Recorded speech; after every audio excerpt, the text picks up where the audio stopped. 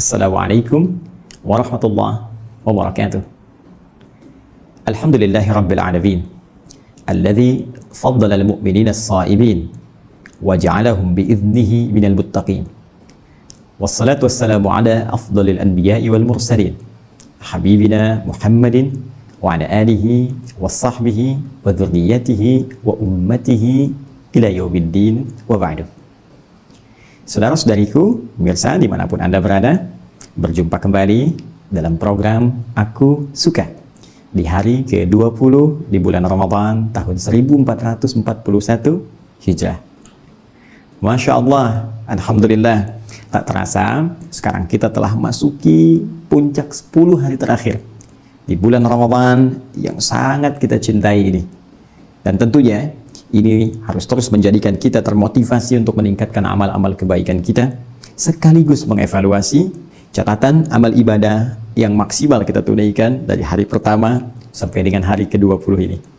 Mohon izin untuk mengingatkan pada diri pribadi dan kita semua, apakah sampai di detik ini sholat kita telah meraih kekhusyuan yang meningkat dari hari sebelumnya? Bacaan Al-Quran kita telah bertambah dari yang dilafadzkan oleh lisan kita yang akan dipertanggungjawabkan di hari kiamat itu? Pun demikian, semangat kita untuk berbagi, baik lewat harta benda, juga boleh jadi pakaian, mungkin juga makanan, yang sampai hari ke-20 ini tentunya akan jadi ukuran tingkat kemuliaan dari ibadah yang telah kita tunaikan. Namun demikian, untuk memaksimalkan itu semua, tentu setiap yang kurang dengan kasih Allah Subhanahu wa Ta'ala, selalu saja Allah memberikan momentum untuk melimpahkan pahala guna menutup kekurangan-kekurangan di masa lalu, sekaligus melahirkan satu momentum yang bisa menggugurkan kesalahan dan dosa dalam satu masa yang boleh jadi bisa bersamaan. Di pertemuan lalu kita telah uraikan tentang momentum dimaksud dalam satu malam saja di bulan Ramadan yang kita kenal dengan malam Al-Qadar.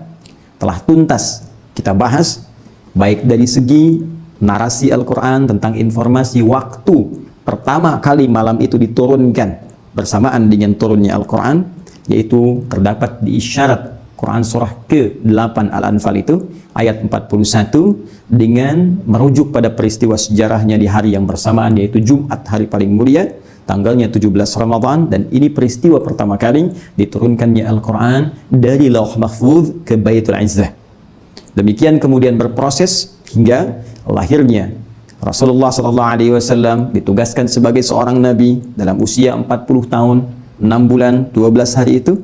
Kemudian turun wahyu kepada beliau dan berproses malam Al-Qadar diturunkan dalam keterangan versi Nabi SAW banyak di akhir-akhir di bulan Ramadan, khususnya di 10 hari yang terakhir. Karena itu pertemuan yang lalu kita telah uraikan keterangan-keterangan Nabi, bagaimana kemudian Nabi meminta kita memburu 10 malam terakhir. Dan mohon izin bagi teman-teman yang baru bergabung, mohon Anda bisa menyimak kembali tayangan kami di pertemuan yang lalu supaya bisa terhubung, ya, ada ketersambungan materi hingga pertemuan saat ini. Nabi meminta kita mencari di malam-malam yang terakhir. Saya tuntas jelaskan kemarin seperti diulas di hadis riwayat Al-Bukhari nomor hadis 2020 itu dari Sayyidah Aisyah radhiyallahu taala anha, ketika Nabi menyampaikan bima ma'na taharrum ya Lailatul Qadri fi al-ashr al-awakhir min Ramadan. Ayo buru, ya, buru. Seriuskan dirimu, maksimalkan persiapanmu untuk mendapatkan malam Al-Qadar itu di 10 malam-malam yang terakhir di bulan Ramadan. Baik, bahkan juga ada beberapa spesifik hadis mencari di malam-malam ganjil, witir, seperti pernah kita tuntaskan dalam pertemuan yang lalu, baik riwayat dari Sayyidah Aisyah, juga riwayat dari sahabat Ibnu Umar radhiyallahu taala anhuma. Sekarang yang harus kita lengkapi adalah jika telah kita dapatkan waktu itu, seperti Sayyidah Aisyah pernah bertanya kepada Rasulullah SAW, ya Rasulullah, jika dengan izin Allah aku dapati malam itu, maka doa apa yang harus aku bacakan? Dalam keterangan-keterangan lain bahkan Nabi memberikan petunjuk, ini amalan yang harus kamu lakukan. Amalnya disebutkan, doanya kemudian disampaikan, dan yang paling indah nanti ada feeling yang diisyaratkan oleh Al-Quran, yang dengan feeling itu ada petunjuk malam Al-Qadar, mungkin bisa kita rasakan dengan mengerjakan amalan itu. Nah, di edisi Aku Suka saat ini, kita akan coba turunkan dulu keterangan tentang amalan-amalan yang ditunjukkan oleh Nabi SAW, doa-doa yang langsung dibimbing lafadznya oleh beliau, Kemudian kita akan akhiri dengan mengambil isyarat dari Al-Quran tentang pertanda yang bisa terasa tentang waktu di malam Al-Qadar itu. Mari kita mulai teman-teman sekalian. Pertama kita akan coba lengkapi kajian lalu dengan mengurai amalan malam Al-Qadar. Ada dua bagian pokok yang bisa kita dapatkan secara umum dari isyarat hadis-hadis Rasulullah SAW. Keduanya, satu, berbentuk amalan spesifik. Tentunya di antara sekian amal yang bisa kita kerjakan di malam-malam terakhir Ramadan yang diharapkan bersamaan dengan malam Al-Qadar. Tapi ada satu yang spesifik yang disebutkan Nabi SAW dari sekian rencana amalan itu, yaitu yang disebutkan Al-Imam Al-Bukhari dalam kitab sahihnya, nomor hadis 35. Juga demikian Al-Imam Muslim dalam kitab sahihnya, nomor hadis 765. Rawi yang meriwayatkan hadis ini silsilah sanadnya sehingga sampai ke Rasulullah SAW, yaitu sahabat Abu Hurairah, nama aslinya Abdurrahman bin Sakhar, dan status hadisnya sahih. Apa yang Nabi sampaikan? Qala Rasulullah SAW, man yaqum Lailatul Qadri. Ada redaksi lain menyebutkan man qama Lailatul Qadri. Baik. Keduanya memiliki makna yang identik, yaitu siapa yang mampu menunaikan sholat ya bersamaan di malam Al-Qadar. Jadi amalan spesifiknya itu sholat, teman-teman. Ya, amalan spesifiknya sholat. Imanan wahtisaban, yang ia lakukan satu, dengan penuh keimanan kepada Allah Subhanahu wa Ta'ala. Dua, dengan penuh ketulusan disertai rasa mengoreksi diri, ya, dengan penuh ketulusan disertai rasa mengoreksi diri, introspeksi diri dalam keadaan dia sholat itu. Dia kerjakan karena Allah, dia ukur dirinya yang selama ini boleh jadi jauh dari Allah, kurang sempurna dalam beramal, kemudian dia bermohon dengan penuh kekhusyuan kepada Allah dalam sholatnya. Apa yang didapatkan pada saat itu? Langsung bonusnya Nabi sebutkan, ya, ghufira lahu ma taqaddama min dzambi. Maka bonusnya seketika ia akan mendapatkan ampunan dosa dari semua dosa-dosa yang pernah ia kerjakan selama hidupnya, sejak balik sampai detik dia sholat itu. Kenapa saya sebut bonus? Ya, karena jelas kalau pahala telah diisyaratkan langsung dalam Al-Quran. Bukankah jelas, tegas Allah sampaikan di Quran surah 97 Al-Qadar itu? Ya, tegas kalimatnya, Lailatul Qadri khairum min alfi syahr. Ya, malam Al-Qadar itu lebih dari 1000 bulan nilai kemuliaannya, lebih dari 1000 bulan nilai pahalanya. Jadi kalau Anda bersamaan sholat di malam itu, walaupun 2 rakaat, ya, kemudian ditutup dengan salam, setelah 2 rakaat ini, sekali sholat dibuka dengan takbir, tutup dengan salam. Cuma sekali 2 rakaat, nilainya sama dengan sholat lebih daripada 83 tahun. Allahu Akbar, Allahu Akbar, Allahu Akbar, 83 tahun, Masya Allah. Dan bonusnya, kalau benar salatnya, kata Nabi, kalau benar salatnya, bonusnya dapat pahala 83 tahun. Pahalanya, bonusnya ampunan dosa dari Allah Subhanahu wa Ta'ala. Allahu Akbar. Anda bisa bayangkan nggak? Jadi begitu orang ini salam, dapat pahala lebih daripada 83 tahun, dosanya hilang. Ya, jadi dosa kosong, amalan banyak. Begitu salam, Assalamualaikum warahmatullahi, Assalamualaikum warahmatullahi, tiba kemudian wafat. Atau dia wafat dalam keadaan sujud. Sujud yang terakhir, sedang bermohon istighfar, dia nangis banyak dosanya, tiba-tiba nggak bangun lagi, punya pahala sujud lebih dari 83 tahun, dan digugurkan dosanya dengan tangisan yang mengalir bahkan sampai pipinya itu. Allahu Akbar.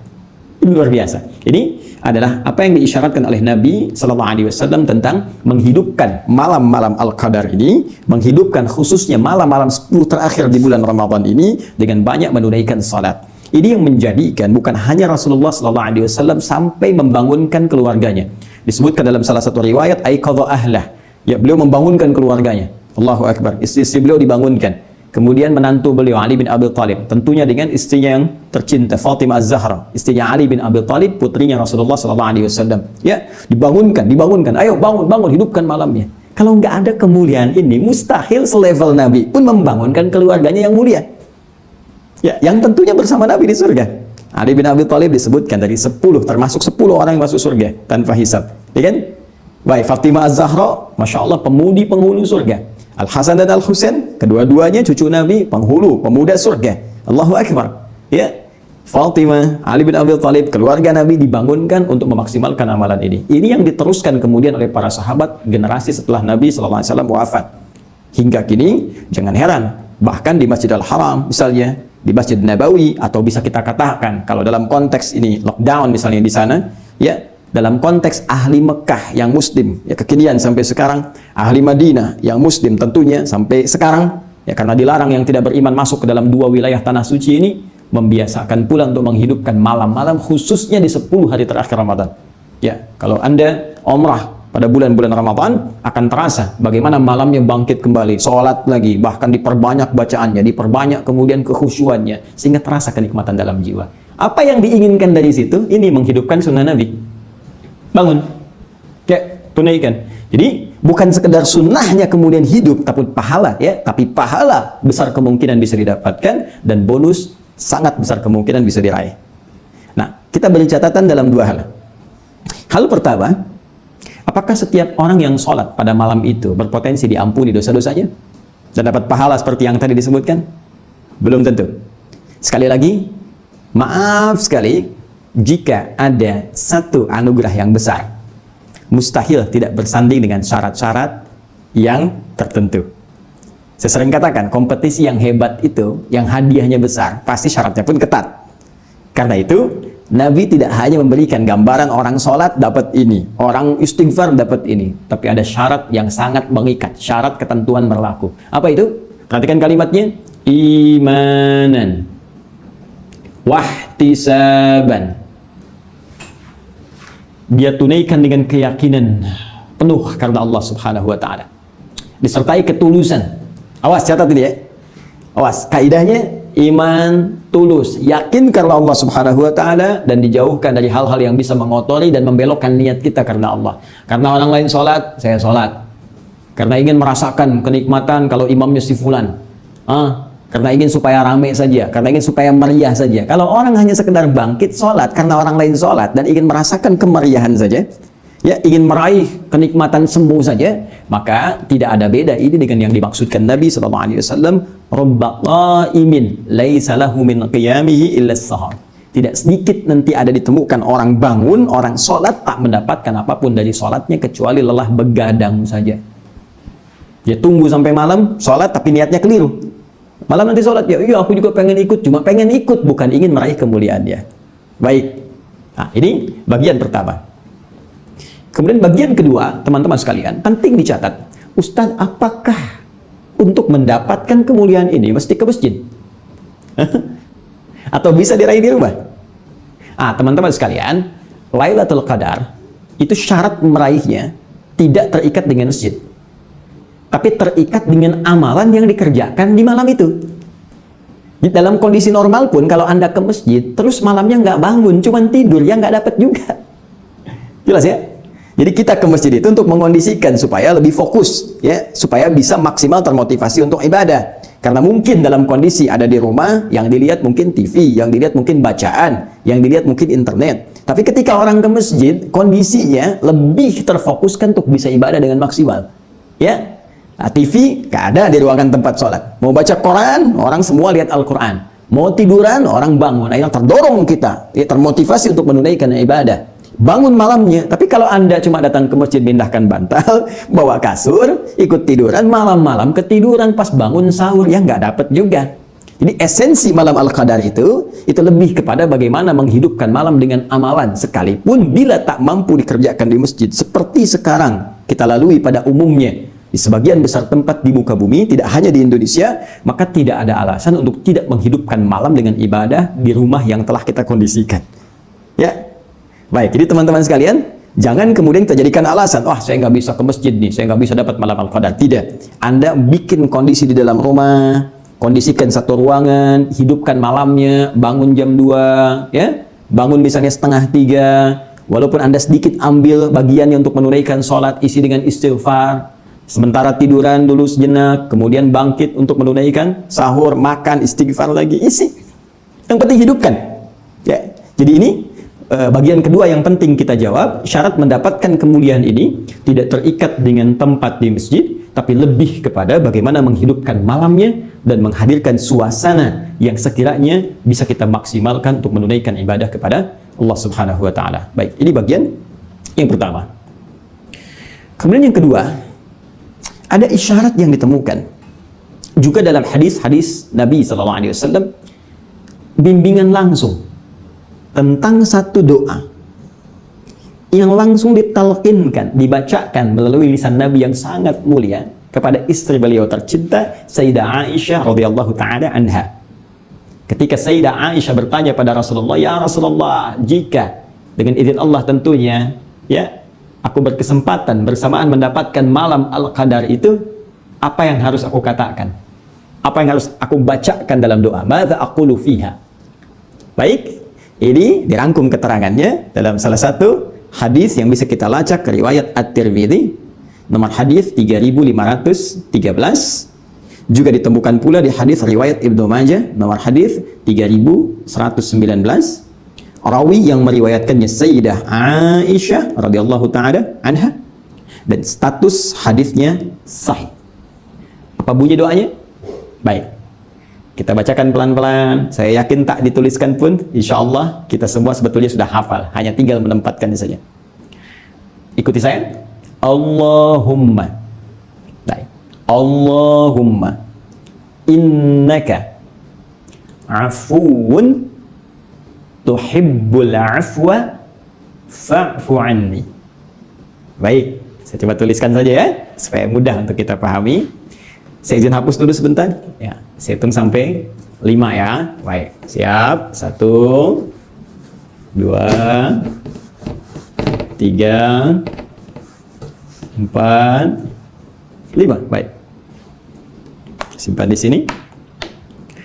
Allahumma. Tuliskan. Allahumma. Innaka afuun tuhibbul afwa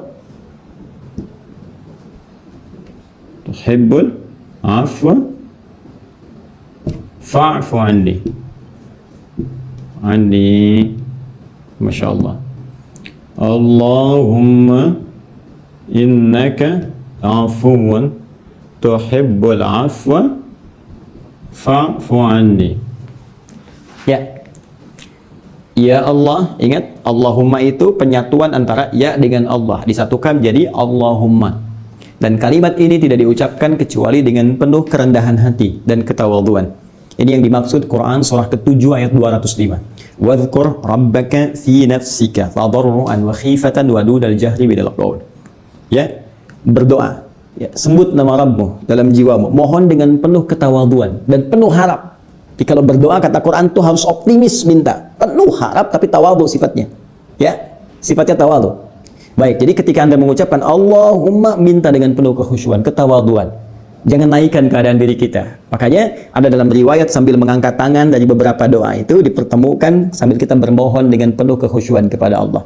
Innaka afuun. Ya Allah, sungguh hanya Engkau. Ya, hanya Engkau ya Rabb. Ya, tapi ingat, cara memohon dengan kalimat hanya Engkau ini, innanya kan harfu nasbin, ya, wa taukidin tansibul isma wa tarfa'ul khabara mabniyun 'alal fathi la mahalla lahu minal i'rab. Ya, harfu nasbin wa taukidin. Saya pernah banyak ulas ini. Itu kalau sekedar nahwu, tapi kalau kita bawa ke ilmu lughah, ke fikihnya, nasaba ar-rajulu asahu 'alal ardi. Ya, seorang lelaki menancapkan tongkatnya di bumi ke tanah dengan kuat sehingga enggak goyah. Ya, jadi maksudnya apa? Anda kalau mengucapkan dengan kalimat inna, tancapkan dalam hati Anda yang paling dalam.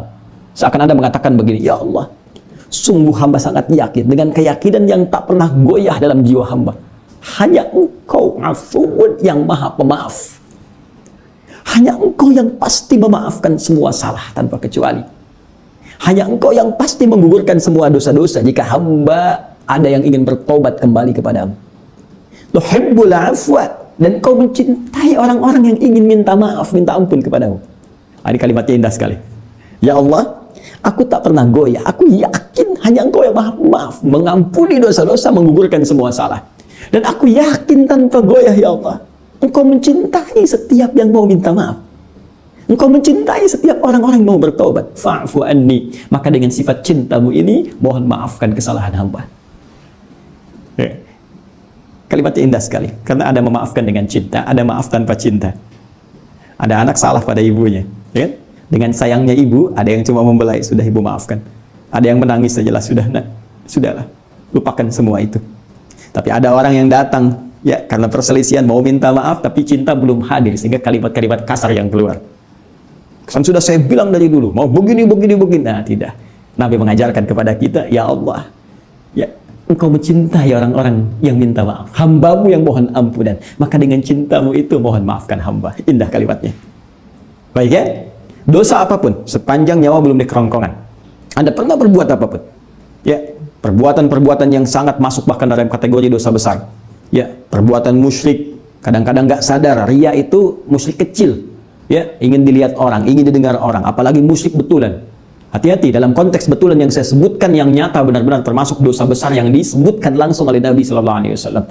Ya, meminta kepada selain Allah Subhanahu Wa Taala, datang ke dukun-dukun, datang ke paranormal, ya ke benda-benda tertentu, merasa ada dikeramatkan, memberikan satu kekuatan dan sebagainya. Tinggalkan semua itu, kembali kepada Allah, minta ampun. Mungkin itulah detik perubahan dalam kehidupan kita, detik-detik yang sangat menentukan dalam hisab kita saat kembali kepada Allah Subhanahu Wa Taala. Ingat, ketika momennya ada, maka semua kemuliaan dan kebahagiaan boleh jadi akan menghampiri kita semua. Satu poin itu. Nah, jadi ini ibadah yang tadi disyariatkan melalui salat. Kemudian yang kedua, doa yang dimintakan melalui bacaan yang saya tuliskan. Dan Masya Allah, saya itu sering kali menghadirkan kekaguman pada orang tua kita dulu, ulama-ulama kita. Tidak banyak mengungkap dalil-dalil, tidak banyak terlalu panjang-panjang memberikan arahan, cukup diberikan amalan masyarakat awam. Sudah, bukankah setiap tarawih kita dibimbing membaca doa ini? Allahumma innaka afuwun tuhibbul afwa fa'fu anni. Ya, kalau kata gantinya banyak untuk keluarga kita, bukan untuk yang personal saja. Allahumma innaka afuwun tuhibbul afwa fa'fu anna. Ya. Kadang-kadang dimasukkan al-asmaul husnanya. Allahumma innaka afuwun karim tuhibbul afwa fa'fu anna ya karim. Tuh. Kalau kita konsisten tarawih itu, bukankah tarawih kan dikerjakannya kalau nggak tengah malam, ya kan? Atau ditarik maju ba'da isya. Sedangkan waktu al-qadar kan di Quran disebutkan, hiya hatta matla'il fajr. Malam al-qadar itu terbentang luas sampai ke pembuka fajar, menjelang fajar. Maka kalau benar kita konsisten sholat malamnya, lakukan dengan baik, baik di tarawih sifatnya qiyamul lail ataupun tahajud, maka peluang ini akan mungkin bisa kita maksimalkan. Nah, sampai di sini, setelah mengetahui amalan utama, ya saya katakan utama karena nanti ada amalan-amalan turunan. Kan tak mungkin Anda isi tengah malam cuma sholat 2 rakaat, istighfar, terus tidur. Kenapa tak kita tambah dengan yang lain? Ya, bisa baca Al-Quran, atau tilawah, perbanyak zikir. Nah, itu amalan-amalan tambahan yang mengiringi. Ini yang utamanya. Nah, hanya pertanyaannya begini. Apakah semua orang yang bahkan bangun di malam-malam akhir Ramadan untuk mengejar keutamaan Al-Qadar khususnya, bisa otomatis bersemangat menunaikan ibadahnya? Atau belum tentu setiap orang yang bangun bisa langsung bisa fokus ibadah?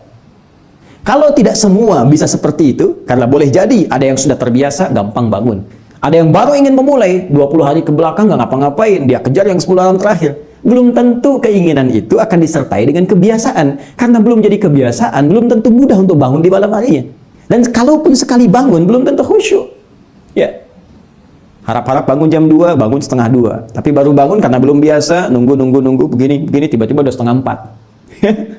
Baik, wudhu dan seterusnya. Nah sekarang, apakah ada tips dari Al-Quran dan hadis-hadis Nabi SAW? Kalau saya ingin bangun dan memfokuskan diri, seperti apa cara bangunnya? Bagaimana saya bisa memfokuskan diri dan di mana tempatnya?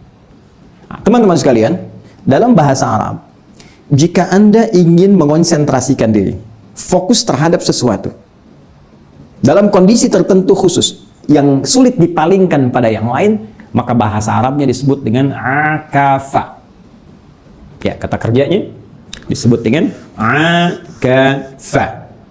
Saya tuliskan begini. Ain, kaf, ha. Ain, kaf, fa. Ya. Ain, kaf, Fa. Akafa. Baik. Orangnya disebut akif. Alladzi lazima bihi. Akif. Orang yang konsisten terhadap sesuatu, fokus, dan sulit untuk berpaling. Jamaknya tambah un di ujungnya. Akifun. Plus un, jadi akifun. Orang-orang yang fokus. Mengondisikan satu keadaan, fokus di situ sulit dipalingkan.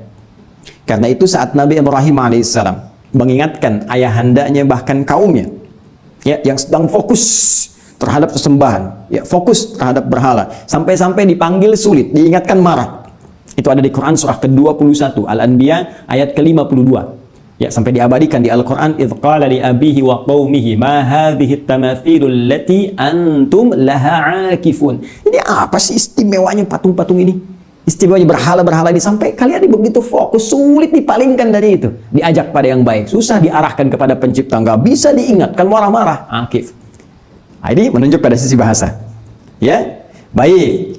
Kalau kita tarik ke dalam nuansa puasa, ini pun disebutkan ya di Quran surah kedua Al-Baqarah, persis di ayat rangkaian puasa ayat ke-187.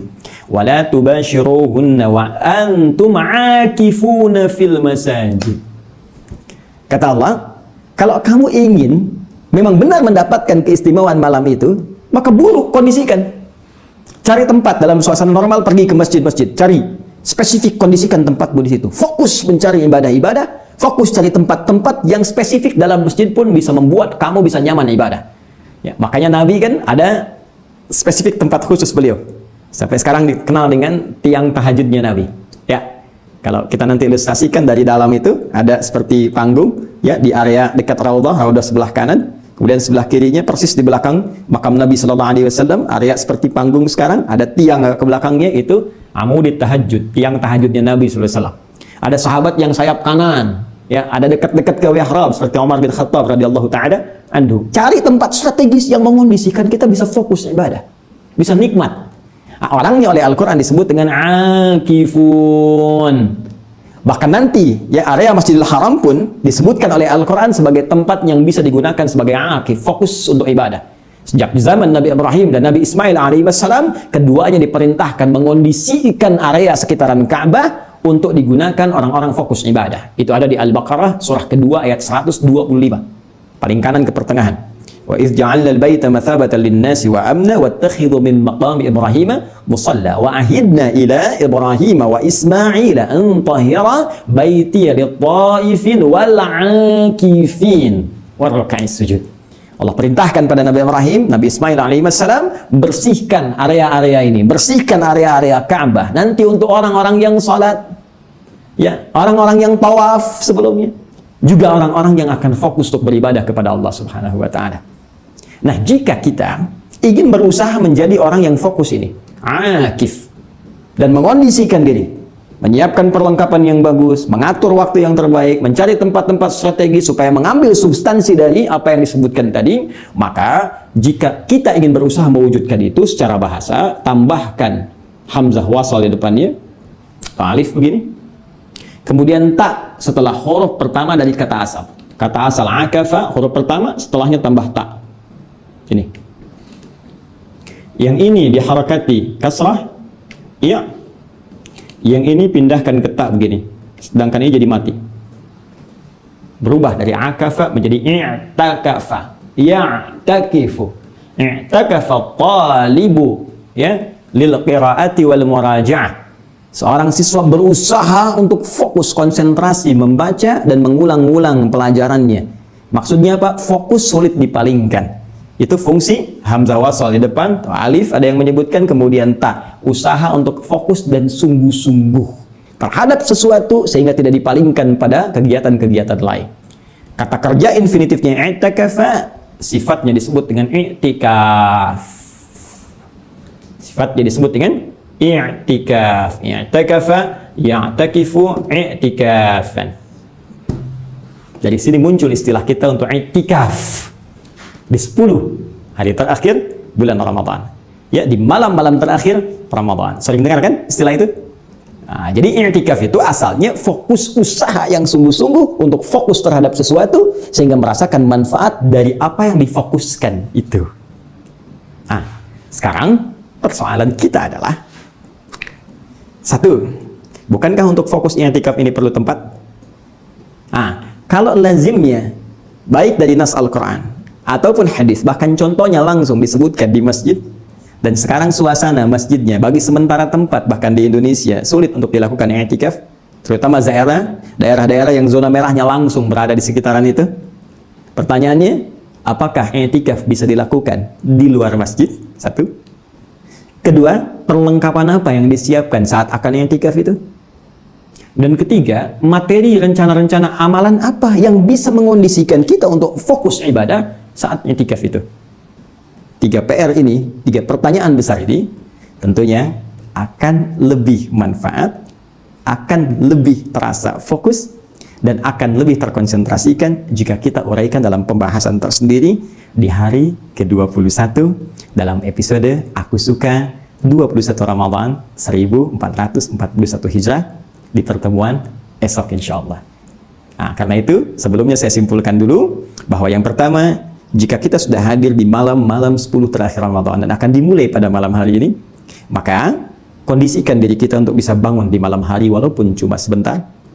Kedua, siapkan amalan terbaik, setidaknya amalan utama yang ditunjukkan Nabi, yaitu salat. Dan minta kepada Allah dengan penuh ketulusan, baik dalam sujud ataupun dalam doa-doa pasca salat, kalimat yang diajarkan langsung oleh beliau kepada istri tercinta beliau Sayyidah Aisyah radhiyallahu taala anha, Allahumma innaka afuwun tuhibbul afwa fa'fu anni, atau fa'fu anna untuk keseluruhan. Dan jangan lupa selanjutnya lakukan semua itu dengan keyakinan kuat kepada Allah dan ketulusan, keikhlasan, tidak untuk yang lain. Terakhir, untuk mendapatkan kenikmatan semua itu kita harus berusaha untuk fokus, mencari tempat strategis, menghidupkan suasana yang nyaman sehingga kenikmatan ibadah itu akan terasa dalam kehidupan kita. Dan bagian terakhir ini akan kita maksimalkan sekali lagi dalam pertemuan esok hari dengan izin Allah Subhanahu wa taala. Demikian yang bisa saya sampaikan. Semoga ada manfaat yang bisa diraih. Mohon maaf atas kekurangan. Semoga Allah memaafkan dan semoga Anda memahami dan diberikan kita kemudahan untuk mengamalkan. Subhanakallahumma wa bihamdika asyhadu an la ilaha illa anta astaghfiruka wa atubu ilaik. Wa akhiru da'wana alhamdulillahi rabbil alamin. Assalamualaikum warahmatullahi wabarakatuh.